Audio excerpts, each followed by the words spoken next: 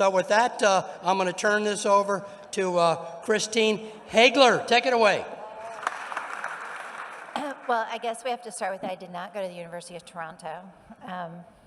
But I am so excited to be here today to talk about renewable energy. Certainly, renewable energy is a critical part, maybe one of the most critical parts of solving global warming. I'm sure somebody's brought up the IPCC report recently, the Intergovernmental Panel on Climate Change, who recently came out and said, look, this issue is not a 2050 issue. This is a 2030 issue. And it's something that we have to address not only to keep global warming to a 2 degrees Celsius, but to 1.5 degrees Celsius. So that is a huge challenge for our economy, for our society at large. And renewable energy has to be and can be a huge part of it. Paul Hawken, I don't know if y'all are familiar with him, he edited a book called Drawdown. And Drawdown identified a number of solutions that are out there that actually will draw carbon out of the atmosphere and be able to help us meet that 1.5 degrees Celsius global warming. Of those challenges or the opportunities that they have in there, 2 of them actually were related to solar. So number 8 was solar farms, and number 10 is rooftop solar. So when you look at how are we going to solve this very major issue, solar is a key part of it. So I'm excited to be here with you and talk about solar and renewable energy broadly, but solar in particular, since that's your background. So, but first of all, we had an intro, but I'd love to just hear you talk a little bit about your background and your passion and how you started the company in the first place. Oh, thanks, Chris. Well, I'm a Chinese by birth, but nationality Canadian by nationality. So I myself shows a mix of different culture and multicultures. So I studied semiconductor materials, physics and semiconductor materials, and solar cell is a semiconductor. 95% of the solar cell today are made of silicon materials, which is the same material as semiconductor IC chips. And solar itself, the conversion from light to electricity itself, is a semiconductor like optoelectronics effect. So that's what I learned. And but I could have ended in academia, and after I got my degree in 1995. But then I got into industry by accident. That was in early 1996. Ontario Hydro, now it's OPG, Ontario Power Generation, and they all call it whatever, but it's split already. But at that time, Ontario Hydro said, look, we are 6 years after Kyoto Protocol on renewable. That's the first time, Kyoto was the first time the world leader come together and sign something. And then Ontario Hydro said, look, we want to do something. So they acquired a solar technology called Sphere Solar from Texas Instruments. And then they think, well, they only have nuclear engineers. They have to find something in semiconductor. So they hired me. I was a fresh PhD. They hired me. So I got into industry and got into solar by incident. And then I loved solar. I just loved this industry. This is something which can allow me to feed my family. That's important, but also help the environment, help our next generation. So I moved from Ontario Hydro, which is a Crown corporation in province of Ontario, then moved into the private sector. Also got a chance to work in France for 2 years. And then I thought, okay, I'm ready. Working in large corporation is interesting, but has also too much restriction. So in 2001, I founded Canadian Solar. And I guess we are at the right time and the right moment and right place, because very soon solar moved from a pure off-grid rural electrification technology into an on-grid large-scale like power generation technologies. So the company went public in 2006, and I'm glad that Canadian Solar growth with the company, also witnessed the solar move from a very small niche sector into a mainstream industry. Many of you may not realize that solar has been the single largest technology among all the annual electricity generation capacity since 2016. Wow. So I'm very glad that I'm part of this process, and Canadian Solar is part of that process. That's awesome. And you took us on a bit of a timeline from Kyoto in 1996 to starting your company in 2001. And today, so the problem is not anything new, right? And the solution of solar is not particularly new, but there seems to be so much momentum today in increased renewable energy, in solar. As much as I loved the IPCC report, I'm pretty sure everybody here didn't read it, and it's not driving the change right now. So what do you think is driving some of this increased momentum that we're seeing? Is it the children protesting around the world, maybe, or what do you think is driving it? Well, that's a good question. I see probably two components. One is the public opinion and the society. The public opinion society is the driving force for the solar policy and environment protections in every country in the world. For example, in the United States, the public opinion helped to many states to create the renewable energy portfolio standard and the net metering laws, Right. and also the green certificate. And that helped this country to adopt solar and adopt wind. And if you move to Europe and move to China, the public opinion helped to drive the feed-in tariff policies. Now, all these policies work. So the public opinion society played a big role, very strong role, to make the government, make the policymaker, politician understand that, hey, this is what people want. But that's not enough. You also need the solar and also wind technology to be cheap enough, right? So that people can adopt it without that much subsidy. Because the taxpayer, there's only that much tax the government can collect from you. So solar has to reach so-called grid parity. That is, but we did it. In the past 10 years, the cost of solar energy dropped to 1/10 of the previous level. But of course, the efficiency of the solar panel also increased a lot. So today, for example, in this place, Florida, the mayor, well, I guess he has another event somewhere, and he mentioned a lot of solar initiatives in Miami, in Florida. In a place like Miami, solar can reach 2 cents per kilowatt hours generation cost. No fossil fuel can beat that price. So technology and low cost also enabled the wide adoption of renewable energy.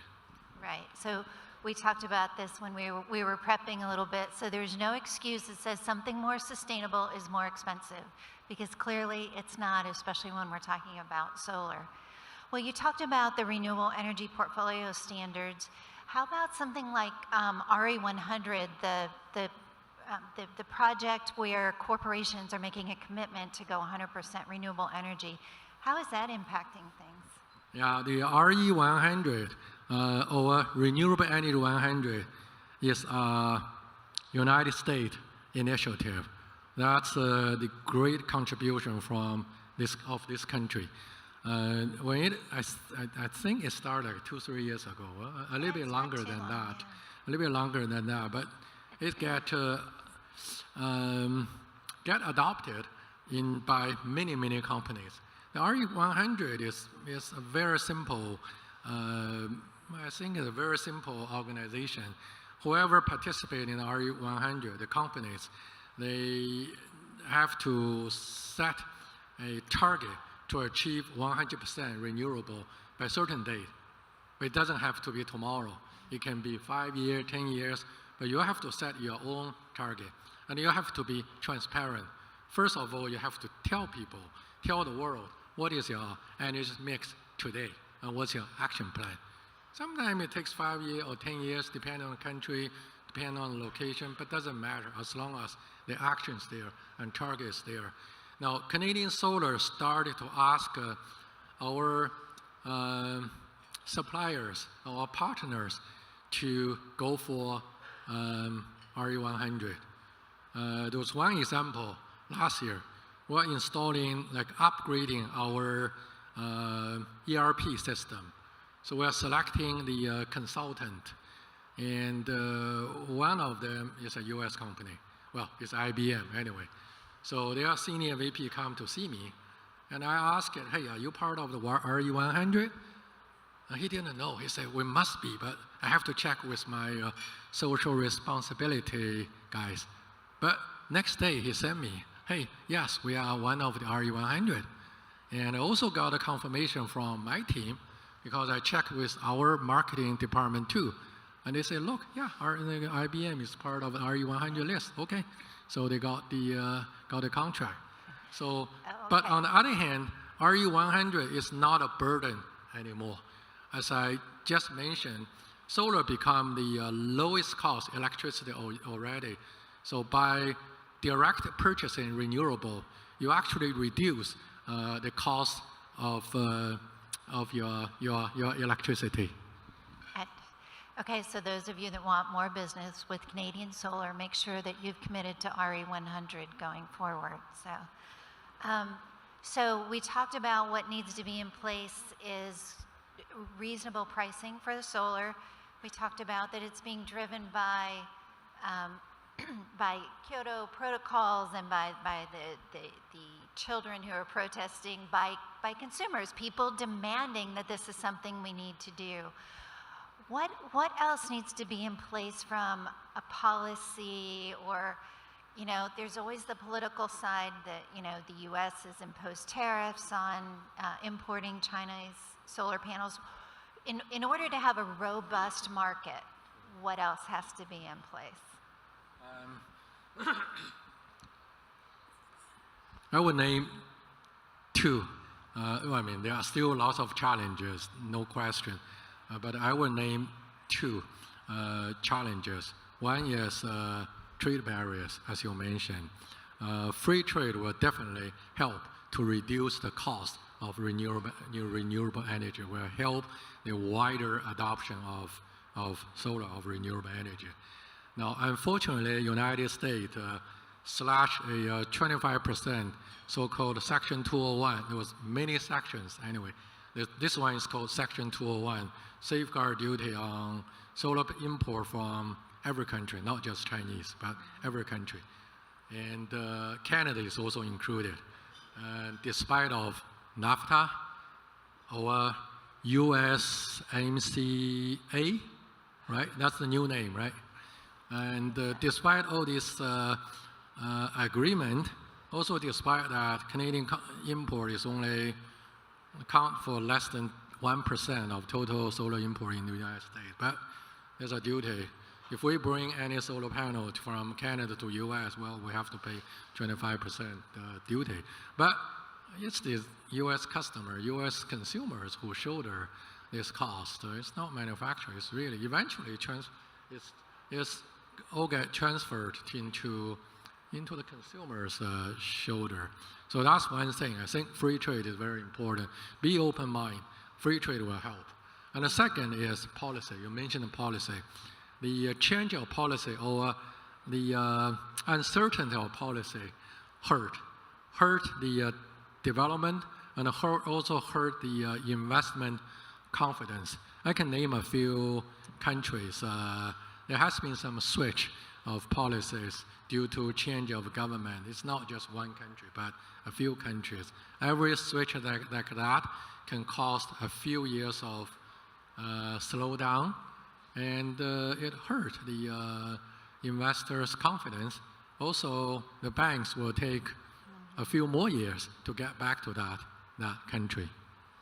Yeah, it's a challenge because climate change is a global issue, but economic policy gets made locally. And so it's pretty hard for you to, as a business leader. So I see you as an innovator and a creative person, but you're also running a business and having to deal with so many different economic policies from around the world and some of the trade. So I'm not sure I can impact that, but. Well, so let me ask you one other thing. We have a lot of business leaders here in the room today that are hopefully saying, what can I do, or how can I prepare my company to be able to either take advantage of renewable energy, to work on solar? You know, what should the leaders of the companies here be doing today? Every corporation have their own situation, different situation. We had, let's say, some regulated utilities. They have to achieve the renewable energy like portfolio standard. For example, California is from 30% to 50% to 100%. But there's also private enterprise. They want to purchase green energy directly. They want to run auction process. Go green, but also get the lowest price as possible. Now, some company will say, hey, I have a big open roof, huge roof. I want to put roof, solar on my own roof, so I want to own the system rather than just buy the electricity. There are different requirements, there are different situations. But I have a team. We have a team here who can help you and partner with you in all these situations. Now, our USR is called Recurrent.